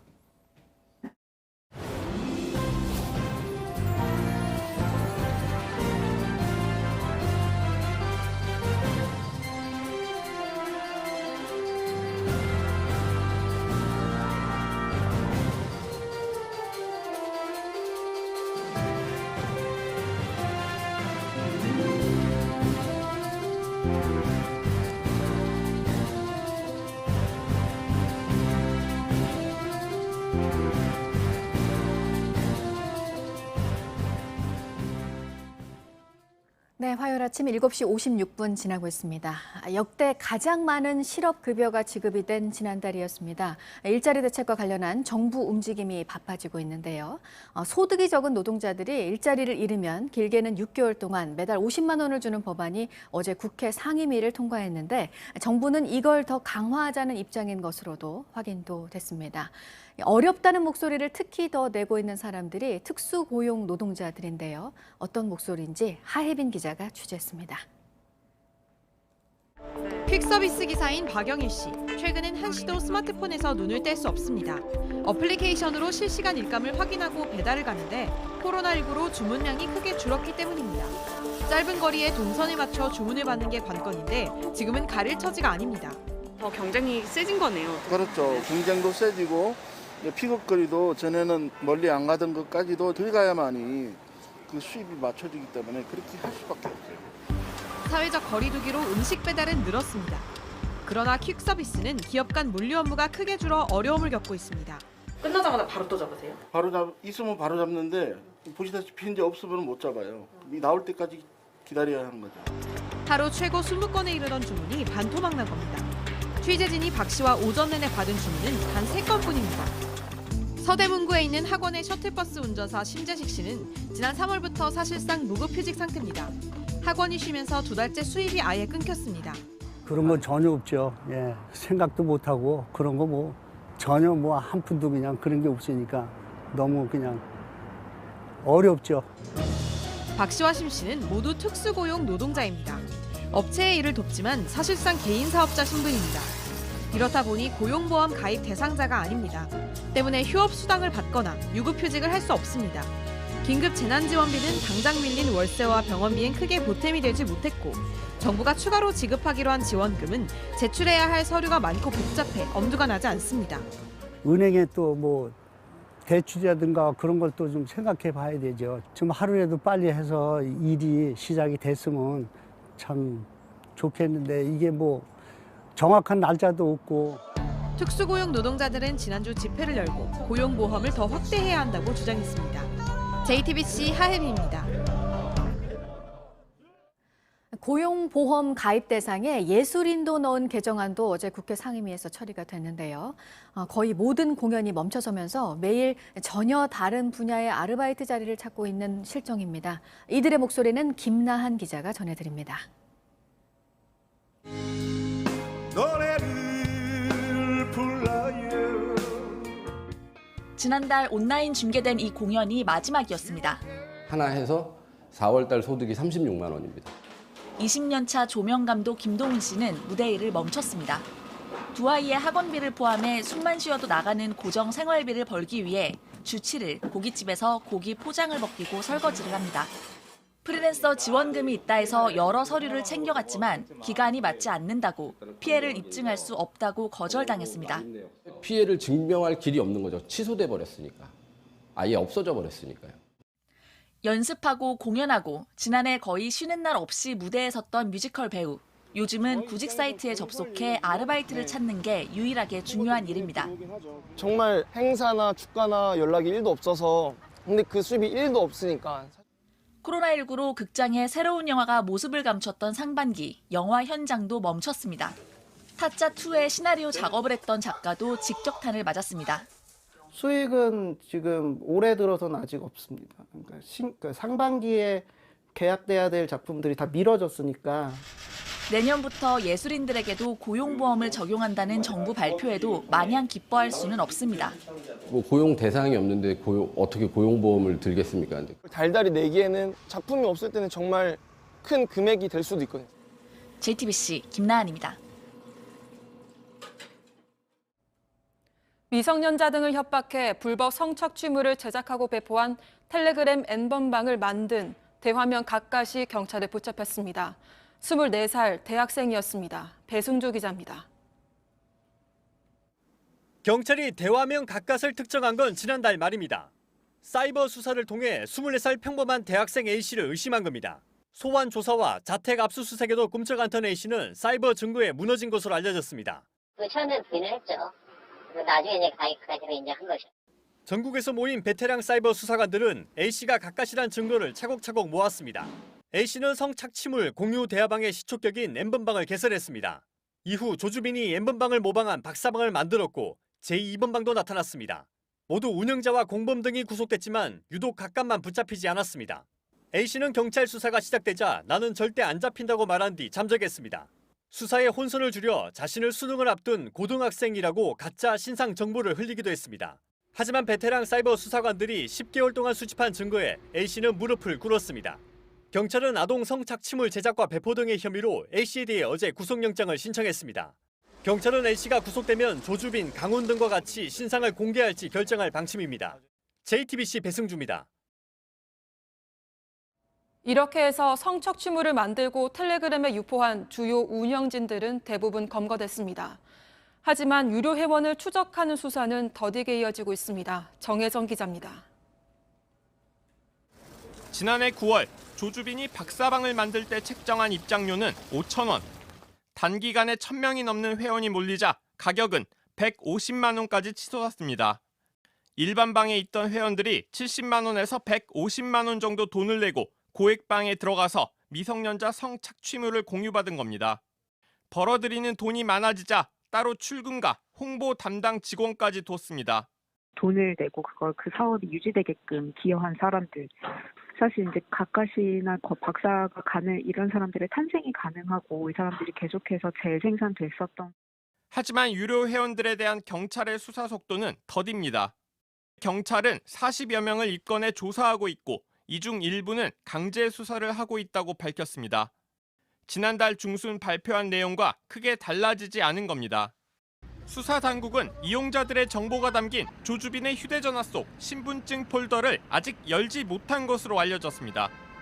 특히 이번에 붙잡힌 갓갓은 가상화폐가 아닌 문화상품권으로 입장료를 받은 것으로 파악됐습니다. 사용자 정보가 문화상품권 코드에는 포함되어 있지 않아서 추적이 어렵습니다. 사실 현금하고 같다고 생각하시면 됩니다. 갓갓이 운영한 N번방의 유료 회원 추적이 더 어려울 수 있다는 겁니다. JTBC 정혜성입니다. 불법 성착취 영상물을 제작하고 유포한 텔레그램 N번방 사건, 그 시초로 알려진 인물이죠. 앞서 전해드린 것처럼 운영자 갓갓이 결국 경찰에 붙잡혔습니다. 24살 대학생입니다. 오늘 영장실질심사가 진행되는데 경찰은 구속 여부가 결정되는 대로 신상 공개 여부도 결정할 예정입니다. 이수정 경기대 범죄심리학과 교수 자리에 함께했습니다. 어서 오십시오. 네, 안녕하십니까. 네, 교수님. 네. 자신은 절대 잡히지 않을 것이다, 이런 글들을 올렸었는데 결국 잡히긴 잡히는군요. 네, 수사가 좀 어려울 뿐이지 사실은 결국은 추적을 하면 IP 주소를 기준으로 해가지고 여러 가지가 지금 확인이 될 수가 있고요. 더군다나 지금 기존에 검거된 이제 대화를 나누었던 공범들이 있습니다. 그러다 보니까 지금 대화의 목록 이런 것들이 살아나면서 아마도 지금 아주 분명하게 특정을 한 것으로 보입니다. 네, 경찰이 5,200조, 네. 5,200조에 이르는 수사 기록을 내밀었고 결국 자백을 받았다고 하는데 네. 사실 처음에 도망가지도 않고 순순히 소환에 응하기도 했었고요. 네. 네, 지난달에 이건 어떤 심리로 봐야 됩니까? 지난달에 네. 일단은 소환에 응했었는데 네. 그때까지는 경찰도 이제 확신을 하기가 어려웠던 것 같습니다. 그래서 좀 더 이제 여러 가지 추가적인 증거들, 이렇게 번복 불가능한 증거들, 객관적 증거들을 많이 확보한 것 같고요. 그리고는 이번에 이제 이 사람을 이제 조사를 하는 와중에 처음에는 한 10시간 정도를 부인을 했다고 해요. 네. 그런데 5,200쪽짜리 결국은 모든 IP 주소와 그런 이제 내용들이 다 들어있는 것을 들이밀자 이제는 더 이상은 부인하기가 어렵다 이렇게 판단하고 자백하기 시작한 것으로 보입니다. 네, 그만큼 우리 경찰의 수사 능력이 확실히 범인을 검거할 수 있는 정도까지 많이 올라간 거겠죠? 네, 지금 이제 이 사람은 가상 사설망이라는 걸 이용을 해가지고 사실은 IP 주소가 해외에도 이제 우회하도록 만들어져 있는데 네. 그런 것들을 모두 이제 추적을 해야 이제 최종적으로 어느 지역에 있는 어떤 사람이 지금 이런 이제 네트워크를 돌아다녔는지를 네. 확인할 수 있었는데 지금 그런 기술들을 모두 동원해서 그런데 문제는 시간은 좀 걸리는 것 같아요. 그래서 시간은 걸리지만 결국에는 지금 갓갓을 안성에 사는 사람이다라고 이제 포착을 한 것 같습니다. 네. 수능 시험을 치르러 간다, 이런 말을 남기고 한때 사라졌잖아요. 네, 그래서 네. 고3 수험생일 것이다, 이런 예상도 나왔었는데 이건 경찰 수사에 혼선을 주기 위한 것이었을까요? 네, 아마도 본인이 이제 하던 행적에 대해서 네. 뭔가 스스로도 좀 꼬리가 길다 이런 생각을 했는지 모르겠지만 일단은 이제 1번부터 8번 방, N번 방이라는 용어가 탄생한 이유가 바로 갓갓의 수법 때문입니다. 네. 그 방을 켈리라는 자에게 검거가 된 사람입니다. 이 사람에게 넘기고는 나는 수능 준비를 해야 되겠으니까 이제 더 이상 이런 방을 운영할 수 없다. 이렇게 이제 이야기를 하고 사라졌었고요. 더군다나 이제 신원을 이 사람이 이제 여러 가지 자신의 이제 대한 정보를 네. 남겼는데 그게 다 거짓말이었다. 그리고는 나는 돈을 이제 비트코인은 사실은 흔적이 남지 않습니까? 돈을 그런 식으로는 받지 않았다. 가상화폐였으면은 추적이 가능하지만 나는 상품권을 받았기 네. 때문에 문화상품권은 현금과 마찬가지여서 나는 추적 불가능하다. 이런 식으로 이제 이야기를 이야기를 하면서 증발을 하게 됐고 결국은 이제 그래서 텔레그램에 이제 박사방으로 한번 들어왔었다고 해요. 연초에. 네.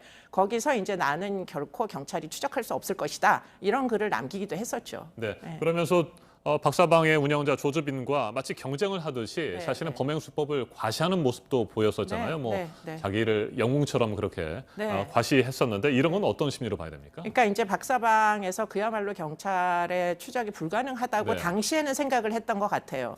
그래서 이제 서로 뭐 조주빈과 지금 가까시라는 자가 서로 뭐 경쟁하듯이 나눈 대화가 있는데 그 내용을 보면 결국에는 절대 잡을 수 없다. 그리고는 이제 너는 뭐 이렇게 이 이유 때문에 하지 않았느냐 네. 이런 이야기를 함에 있어서 조주빈에게 넌 돈 때문에 한 거 아니냐. 나는 게임 하듯이 했다. 이렇게 이제 대화를 나눈 네. 것들이 지금 남아 있습니다. 그렇기 때문에 사실은 범행 동기가 지금 이제 경찰에서도 그런 식으로 추정을 하지만 조주빈은 금전적인 범죄 수익을 노리고 한 일로 보이는데 가까시라는 자는 그거는 아닌 것 같다. 이런 아하. 생각들을 많이 한다는 거예요. 그야말로 이제 여성들을 괴롭히고 뭐 도구로 이용하고 노예로 만들고 이런 데서 오는 일종의 이제 지배 욕구, 뭐 게임에서 왜 아이템을 따면 느낄 수 있는 쾌감 같은 것들이 있잖아요. 그런 것들 때문에 지금 범죄를 저지른 거 아니냐. 왜냐하면 이 사람은 이제 이 사용자들에게 이 성착취물을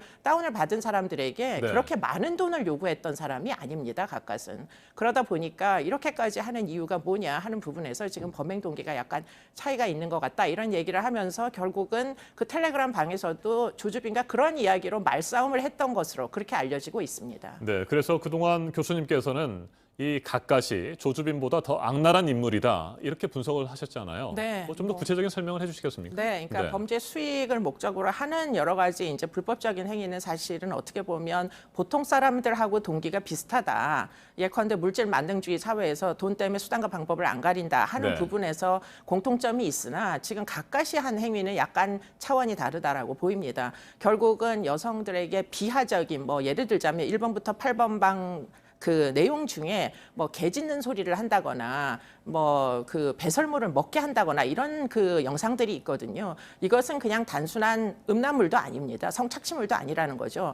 그렇기 때문에 그런 종류의 인간 이하의 짓을 하면서 느낄 수 있는 어떤 뭐 쾌감 또는 지배 욕구 이런 것들이 이유가 된 시작이었다. 이렇게 보는 것이 맞을 것 같습니다. 네, 조주빈도 그렇고요, 가까도 그렇고요. 피해 여성들은 정말 돌이킬 수 없는 몸과 마음의 큰 상처를 입었잖아요. 그렇습니다. 그런 부분에 대해서는 이 가해자들은 전혀 뭐 아무 생각이 없었을까요? 그러니까 각각 같은 경우에는 아마도 게임에서의 아이템처럼 네. 생각을 한 것 같습니다. 이 이제 피해 여성들에 대해서 아무래도 온라인 사이버 공간에서 주로 활동을 하는 10대들은 오늘날 오프라인에서 사람을 대면 접촉을 하는 기회들이 굉장히 단절되다 보니까 지금 이 온라인에서 대화의 상대조차도 일종의 게임에 있는 생명체가 있지 않은 그런 이제 캐릭터 정도로 생각을 하는 것 같아요. 그게 아마도 점점 심화가 돼서 아무런 절제가 없는 그런 상황에서 그야말로 지금 박사방 또 엠번방이 탄생한 거 아니냐 이렇게 보입니다. 네, 자신은 뭐 전혀 잡히지 않을 것이다 이렇게 과시를 하고 자신을 했지만 결국에는 잡혔다는 얘기 저희가 네. 앞서 나눴습니다. 네. 경찰의 수사 능력도 그만큼 향상이 됐고요. 실제로 아동 청소년 성범죄라든지 이런 사건의 범죄인 네. 검거율은 현재 어느 정도나 됩니까? 생각보다 굉장히 네. 높습니다. 이들이 이제 큰 소리 치는 것보다 지금 통계치를 보면 굉장히 놀랄 정도로 검거율이 높다 이렇게 보이는데요.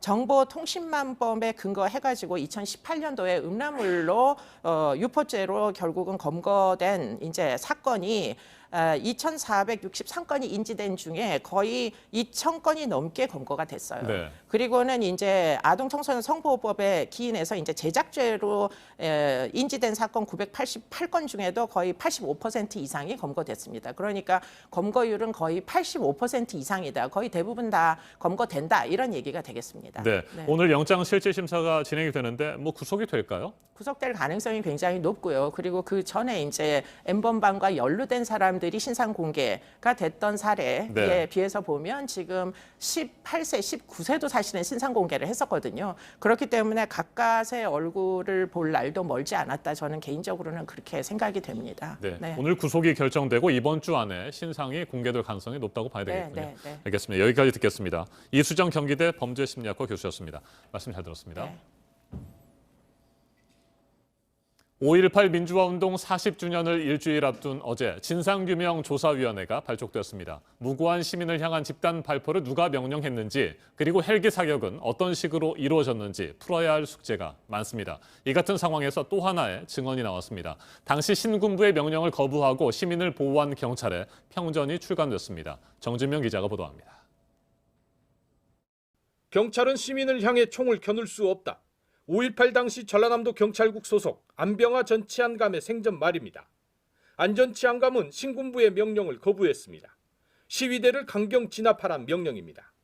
계엄군이 투입됐고 상황이 심상치 않게 돌아가자 무기를 군으로 보냈습니다. 안 전 치안감 평전은 전두환 씨의 회고록을 정면 반박합니다. 계엄군 투입이 경찰의 요청으로 배치됐다는 말은 새빨간 거짓말이라고 말합니다. 대신 기록에 없던 전두환 씨가 5.18 전에 광주를 다녀갔다는 증언은 담겼습니다. 아버님이 이제 광주에 대한 그 실상을 이제 보고했죠. 그래서 그 보고를 받으러 전두환이 왔었고. 안 전 치안감은 5.18 직후 직위 해제됐습니다. 이후 계엄사로 끌려가 받은 고문 후유증으로 1988년 생을 마감했습니다. 평전에는 80년 5월 경찰의 기록이 담겼습니다. 경찰이야말로 공수부대하고 가장 가까이서 작전을 펼쳤기 때문에 가장 가까이서 그 속사를 들여다봤던. 왜곡된 80년 5월 광주의 진실을 말하는 또 하나의 목소리가 나왔습니다. 그리고 이 작업은 앞으로도 계속될 겁니다. JTBC 정진명입니다.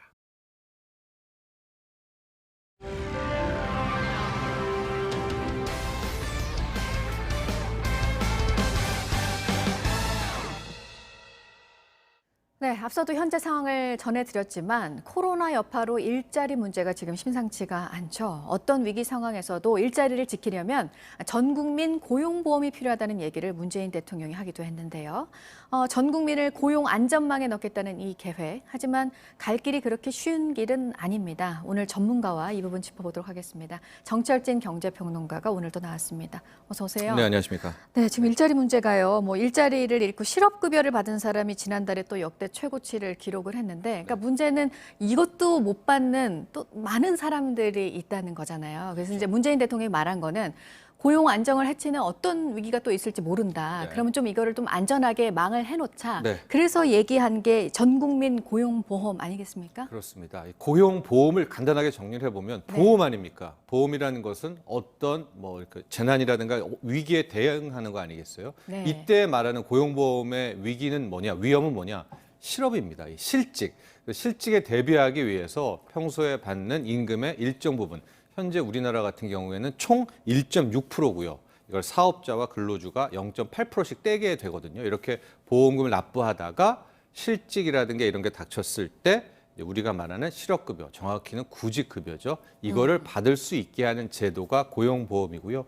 현재 우리나라는 임금 근로자에 대해서는 이걸 적용하고 있어서 1인 이상 근로자를 두고 있는 사업주는 실은 의무적으로 모두 고용보험을 가입하게 되어 있는 그런 구조입니다. 잘 안 지켜지고는 있지만. 근데 문재인 대통령의 이야기는 이것을 이 셀러리맨, 임금 근로자가 아니라 전체 경제활동 인구, 근로자 모두에게 확대 적용하자는 차원에서 전 국민 고용보험이 나온 겁니다.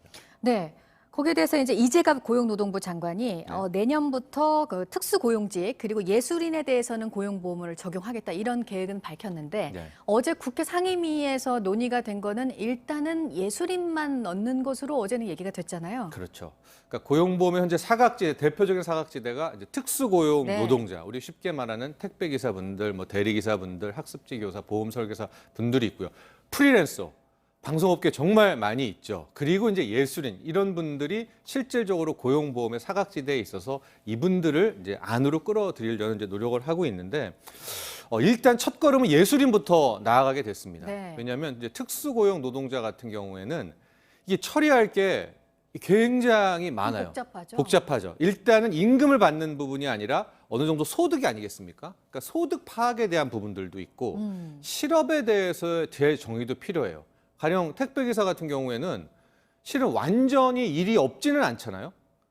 본인이 하면 한 건, 이게 만약 뭐 큰 건으로 줄어들 수는 있지만 한 건이라도 두 건이라도 대리나 기사나 이 택배를 했을 경우에 그것도 실업으로 봐야 되냐 아니냐 이런 문제가 있을 수가 있고요. 또 하나 누구에게 고용된 것인가의 문제. 그러니까 반반씩 내야 되는데 과연 어떤 사업기자? 가령 이제 배달업 같은 경우에 A 업체, B 업체, C 업체한테 다 배달을 받지 않습니까? 그럼 이 중에서 본인의 사용자는 이 회사니 아니면 자기를 고용하고 있는 이 플랫폼이냐 여기에 대해서도 늘 치열한 논란이 있어서 일단 특수 고용자와 프리랜서는 빠지고 예술인부터 아마 첫걸음으로 가게 되는데 예술인 같은 경우에도 좀 의견이 나누는 게 이걸 과연 의무 가입으로 해야 될 것이냐 아니면 현재 이제 소상공인에게 적용되고 있는 임의 가입 본인이 원하면 가입할 수 있게 해야 되느냐 이제 여기에 대한 또 하나의 또 충돌도 있을 것 같습니다. 네, 그러니까 고용보험이 사업주하고 노동자가 같이 이제 보험료를 부담하는 거잖아요. 그러니까 그렇죠. 여기서부터 이제 논란이 각 그 직마다 생기는 것 같아요. 다 기준이 다르기 때문에 특수고용직에서는 그게 어떻게 문제가 되는지를 지금 설명해 주셨고 같은 기준으로 같은 차원에서 자영업자들을 적용하는데도 또 좀 어려움이 있나 봐요. 그렇죠. 자영업자는 현재는 이제 소상공인들에게 임의 가입 형태로 고용보험을 가입할 수 있는 길을 열어놨습니다. 그러나 실제 가입률은 0.5%도 안 될 정도로 굉장히 저조한 것이요. 소상공인 사장님 입장에서는 본인이 본인을 고용하면서 본인 보험료를 내야 되니까 안 그래도 이것저것 뗄 거 많은데 내가 이것까지 해야 되냐 이제 이러면서 이제 빠지게 되거든요. 그러니까 특히 이제 예술인 같은 경우에도 이번에 이제 들어가게 됐는데 지금 반반 부담이잖아요. 근데 이제 앞서 문제들 과연 소득을 어떻게 평가할 것인가 그리고 소득에 따라 보험료율을 어떻게 책정할 것인가에 대한 문제도 있지만 반반인데 그 반을 누가 내느냐에 대한 그 논란도 있습니다. 그래서 좀 해외 사례를 보면 독일 같은 경우에는 이렇게 좀 애매한 경우에는 정부가 또 반을 내주거든요.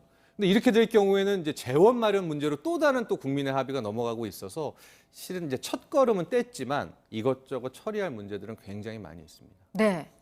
그럼 이게 한꺼번에 전 국민 이렇게 될 문제는 당연히 아니고 좀 단계적으로 가야 될 것 같은데 어떻게 접근하는 게 맞다고 보세요? 그러니까 문재인 대통령이 지난 10일의 연설도 한꺼번에 전 국민 고용보험을 하자는 게 아니라 단계별 전 국민 고용보험이거든요. 1단계는 뭐냐?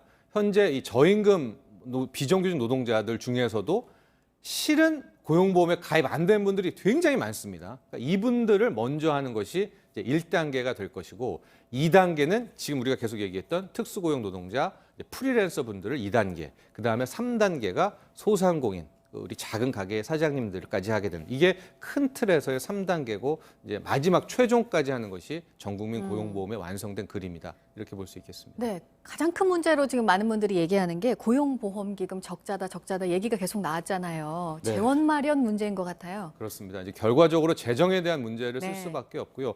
현재 적립금이 고용보험기금에 한 7조 원 정도가 이제 남아 있는 걸로 알고 있는데. 해마다 이제 수조 원대 적자거든요. 작년 같은 경우에는 한 2조 원대 적자, 즉 걷어들인 돈이 한 11조였다면 나간 돈, 실업급여, 근데 구직급여 13조. 올해는 실은 방금 앞서 뉴스에도 나왔지만은 3월 한 달에만 1조 원 넘게 나갔으니까 거의 3, 4조 원의 적자로 생각하면 고용보험 기금 자체가 글쎄요, 3, 4년을 버티기는 어려울 정도면 올 한 해로 따지면 거의 12조 원 실업급여가 나올 것이다 이런 전망도 나오고 그렇습니다. 있고요. 그렇게 된다면 과연 고용보험 기금을 어떻게 키워야 될 것인가? 그럼 당연히 보험료율이라든가 이제 보험료율도 이게 임금에서 소득으로 나누면 법만큼 또 쪼개야죠. 그러니까 그런 세부적인 굉장히 많은 연구 용역도 필요할 것 같습니다. 알겠습니다. 여기까지 듣도록 하겠습니다. 정철진 경제평론가였습니다. 잘 들었습니다. 네, 프랑스 검찰이요. 전직 대통령에 대한 성추행 혐의 수사에 들어갔습니다. 보도국 연결해서 알아보겠습니다. 안태훈 기자, 올해 94세인 데스탱 전 대통령에 대해서죠? 네, 그렇습니다. 독일 여기자를 성추행한 혐의로 피소된 사건에 대해서 프랑스 검찰이 현지 시간 11일 수사를 시작했다라고 밝혔습니다. 94세인 지스카르 데스탱 전 대통령은 독일 공영방송 소속의 30대 여기자를 2018년 인터뷰 당시에 자신의 사무실에서 성추행한 혐의를 받고 있습니다. 지스카르 데스탱 전 대통령은 해당 여기자가 여러 차례 거절했는데도 성추행을 한 것으로 전해졌습니다. 네, 이태원발 집단 감염이 더 퍼지지 않도록 지자체들이 지금 강도 높은 조치들을 계속 내고 있죠. 네, 그렇습니다. 김경수 경남지사가 최근 이태원 소재 유흥업소에 출입한 도민에 대해서 행정명령을 내렸습니다. 방문한 사실을 의무적으로 신고하고 검사 또한 받으라는 내용의 행정명령으로 어젯밤 9시에 발동됐습니다.